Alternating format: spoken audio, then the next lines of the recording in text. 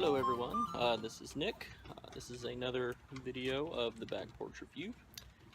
As you can see, the rain has finally stopped, and so I can actually sit on my back porch. And the other fun thing is that with the rain, the temperature has gone down, and so it's actually quite comfortable here where we are. The mosquitoes are pretty tame, and so yeah, we're outside. It's a lot of fun.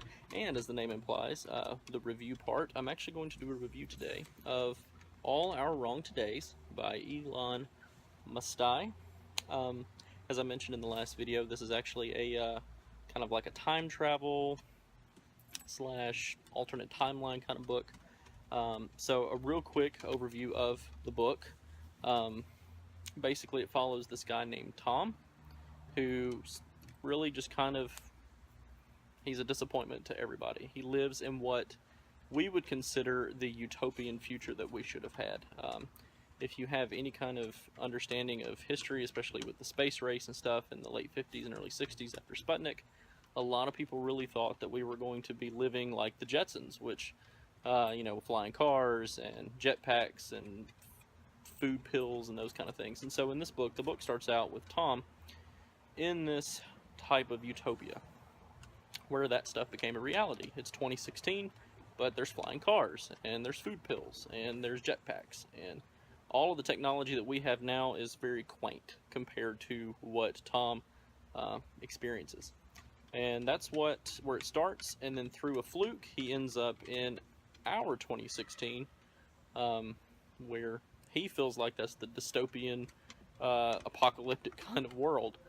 So before we go any further, for those that haven't read the book and don't want any spoilers, I'm going to give you about 15 seconds to turn off the video, and just to let you know that from here on out it's going to be a little spoilery.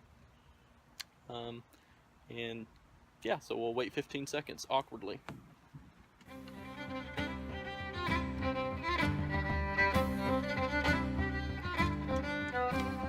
Okay, I'm kidding. 15 seconds is a really long time. That was actually just 5 seconds, and that would be a lot of dead air. So, anyway, if you're still watching, I'm assuming that you don't mind the spoilers, or you've read the book, or you don't mind spoilers and you've read the book, or you haven't read the book and you just don't care. So, anyway, what happens is Tom, his father is a brilliant scientist who ends up inventing time travel. In this book, there's a guy named, I'm trying to even remember his name. I know I'm not pronouncing it right, but it's probably Geitreiter. It's like a German, Swedish, Polish name. But this guy back in the 60s invents this machine they call the Geitreiter engine. And what it does is when he turns it on, it actually makes use of the rotation of the Earth to create clean energy. And through it, this happens in 1965, I believe, and through it, the Earth is able to really break free from a lot of its energy problems, from its food problems, and everything else, because there's unlimited energy.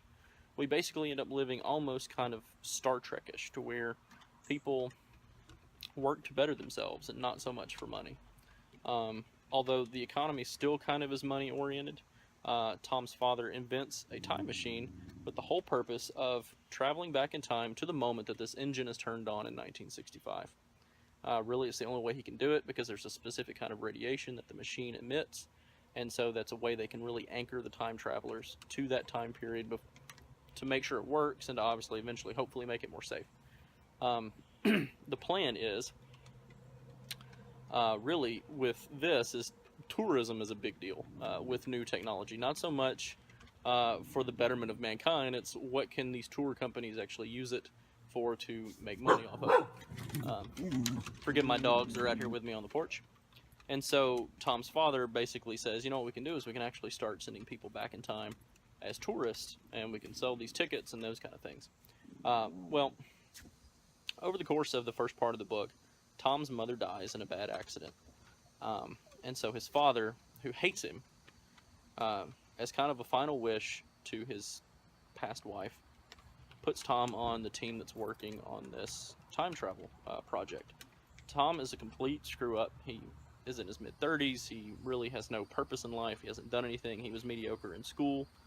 He isn't very brilliant, but he's put on as a backup. Basically, if you think about astronauts and they all have backup crews, he's a backup crew of one of the time traveling. They call them chrononauts or chrononauts. I'm probably saying that wrong because, you know. So anyway, what he does is he trains with this lady. Her name is Penelope. Falls in love with her. Penelope is this world-renowned astronaut who had this fluke accident when she was finally made it to space. And so to kind of keep her name in the public and to hopefully have another life's purpose, she decided to become one of the first people to travel in time and started working with Tom's father. Tom falls in love with her. They meet up, hook up. She ends up becoming pregnant the night before the experiment is to take place, and she's off the team. She hates him for it. She thinks he did it on purpose so that he could be the one to travel back in time, and so she kills herself. In grief, Tom travels back in time, not thinking really, but he activates the machine and goes back in time to the time that this engine is turned on. While he's there, during the fluke accident that happens during the experiment of the engine, he becomes noticeable to the people in that time period. He's not supposed to be. The outfits that they make are supposed to render them invisible, and so there's a fluke in it, and it actually makes him visible again. In a panic, all the people are in 1965 are trying to hide from him, or he's trying to hide from them. And what he ends up doing is he ends up messing with the timeline. So he ends up back in 2016, but instead of his 2016, it's our 2016. And so, excuse me.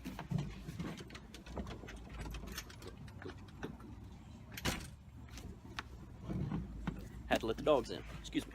So, anyway, he ends up back in our 2016, where the timeline is different.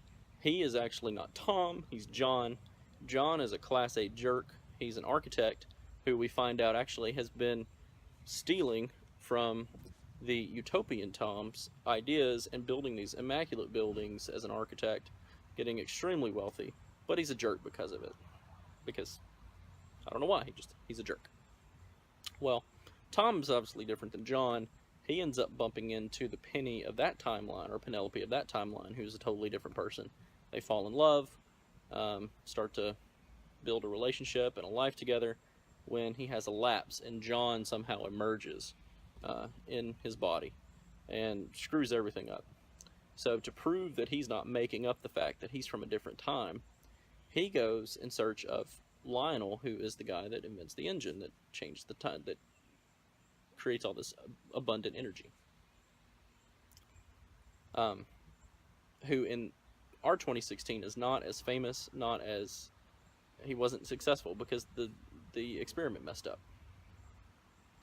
Well, Tom goes and finds him, starts to correct things, tries to correct things, but Lionel decides that he wants things to go back to the way they were supposed to be. And so he builds a smaller time machine, starts to send Tom back in time to fix what he messed up in 1965, but as he activates the machine, he realizes what Lionel has done is built a time machine that doesn't transport you instantaneously, it transports you literally over time. So Tom has to live from 2016 to 1965 backwards, every second, every moment. While he's completely aware of what's going on, but he ends up living in that entire time period over the course of those 50 years, basically locked in some kind of time bubble to where he doesn't age. Well, he gets back to 1965, tries to fix everything, but ends up screwing it up even more. The engine explodes, takes out half of the continental U.S., part of South America. Japan is gone, Australia is halfway gone, and the world ends up in World War III. Obviously, something like that, all the missiles start to launch, stuff starts to blow up, and so he ends up in this whole other time period where things are just super crazy. But thankfully, he obviously still remembers being Tom, going back to fix things, and so he once again still has the time machine. He once again travels back in time to fix it a third time.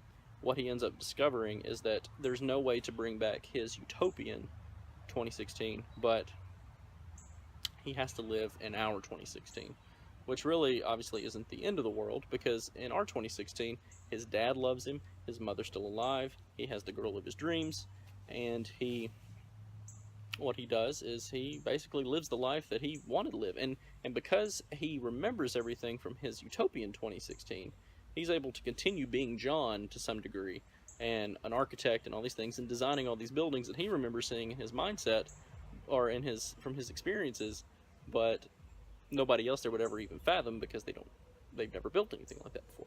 So it's a really cool book. I know I went a really long way around explaining it, but I think what I would say is that I would recommend it to somebody that is interested in any kind of time travel, alternate timeline kind of sci-fi. It's not hard science fiction by any means.